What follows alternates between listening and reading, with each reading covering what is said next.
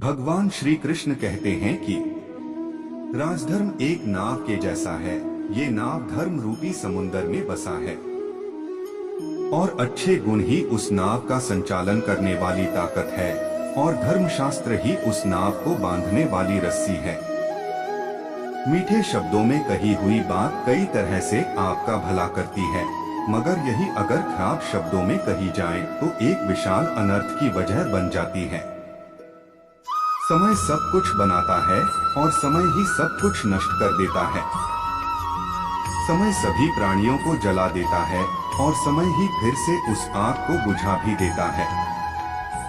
एक पिता के लिए इससे बड़ी खुशी और क्या हो सकती है जब उसका बेटा उसके पास दौड़ता हुआ आता है और उसे अपनी छोटी छोटी भुजाओं से पकड़ लेता है, बेशक उसका शरीर धूल और गंदगी से भरा होता है। पुरुष बारी बारी से सुख दुख का अनुभव करते हैं। कोई भी इंसान कभी भी मिश्रित सुख का आनंद नहीं लेता है। एक बुद्धिमान व्यक्ति, उच्च ज्ञान रखने वाला, यह जानकर कि जीवन में उतार चढ़ाव आते ही हैं और ये न तो आनंद से भरा होता है और न ही दुख से। जब सुख आए तो उसका आनंद लेना चाहिए और जब दुख आए तो उसे सह लेना चाहिए। यक्ष पुरुषों का अजय शत्रु क्या है? उनका स्थायी रोग क्या है? ईमानदार कौन है? बेईमान कौन है? युधिष्ठिर, गुस्सा सबसे अजय शत्रु है। लालच लाइलाज रोग है।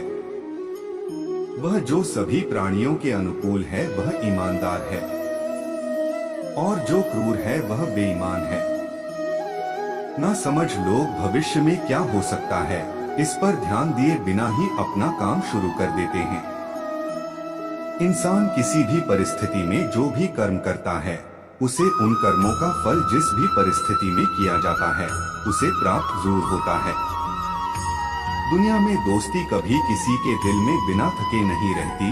वक्त उसे घिसता है, क्रोध उसे नष्ट कर देता है। गरीब अमीरों का मित्र नहीं हो सकता, अनपढ़ विद्वान का मित्र नहीं हो सकता और कायर भी वीरों का मित्र नहीं हो सकता है। क्रोध बुराई का एक कड़वा तरीका है। यह सिर में रोग का कारण बनता है, प्रसिद्धि को नष्ट करता है और पाप कर्मों का स्रोत है। इसे एक अच्छे आदमी द्वारा नियंत्रित किया जाना चाहिए और जो इसे नियंत्रित नहीं करते हैं वे बुरे लोग हैं। युद्ध सबका विनाश करता है, पाप करता है, नरक बनाता है, जीत और हार का एक समान फल देता है। समझदार इंसान को कभी भी राजा की पत्नी के साथ या उसके दूसरे सेवकों के साथ मित्रता नहीं करनी चाहिए, न ही उनसे जो उसके शत्रु हैं। सुखद रूप, हर्ष से भरा हृदय और मधुर वचन अतिथि के कारण होते हैं। हमेशा उठकर मेजबान को अतिथि की ओर बढ़ना चाहिए, वह उसे आसन दे और विधि से उसकी इज्जत करे। यही सनातन धर्म है। जो क्रोध इस संसार में है, मानव जाति के विनाश की सबसे बड़ी जड़ है। क्रोधी इंसान पाप करता है, क्रोधित इंसान अपने गुरु की हत्या करता है, क्रोधित इंसान कठोर शब्दों से अपने पक्षकारों का अपमान करता है। क्रोधित इंसान यह भेद नहीं कर पाता कि उसे क्या कहना चाहिए और क्या नहीं। ऐसा कुछ भी नहीं है जिसे क्रोधित इंसान न कह सकता हो और नहीं कर सकता हो। इंसान को कभी भी दूसरों के साथ वैसा नहीं करना चाहिए जो वह अपने साथ दूसरों के द्वारा करना पसंद नहीं करता। जो पुरुष वीर, सदाचारी और सबसे श्रेष्ठ होते हैं, जिन्होंने अपने दुश्मनों को पराजित किया है, वे न तो कठोर शब्दों से खुद पर गर्व करते हैं और न ही अपशब्दों में लिप्त होते हैं। जुनून, जुड़ाव, कौशल और नीति, ये हर उद्देश्यों को पूरा करने के सबसे अच्छे साधन हैं।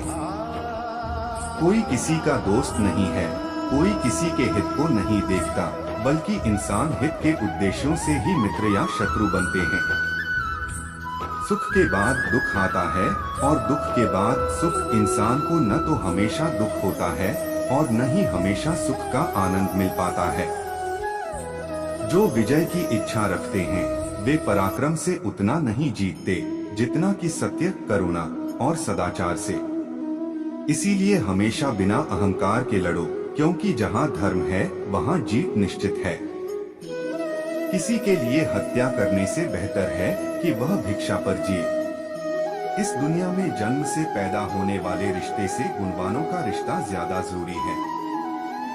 इंसान का शरीर रथ के समान है, उसकी आत्मा उसका चालक है और उसकी इंद्रियां घोड़े हैं। अच्छी तरह से प्रशिक्षित होने पर, उन बेहतरीन घोड़ों द्वारा खींचे जाने पर जो बुद्धिमान और धैर्यवान होता है, वह शांति से अपने जीवन की यात्रा करता है। पुरुष उन चीजों में अच्छा निर्णय खो देते हैं जो उनकी रुचि से संबंधित होती हैं। युद्ध में बहुत सी बुराइयां होती हैं। पहला और सबसे महत्वपूर्ण वध है। जीत हमेशा अनिश्चित होती है। यह संयोग पर निर्भर करता है और जीत हासिल करने वालों को भी हार झेलनी पड़ सकती है।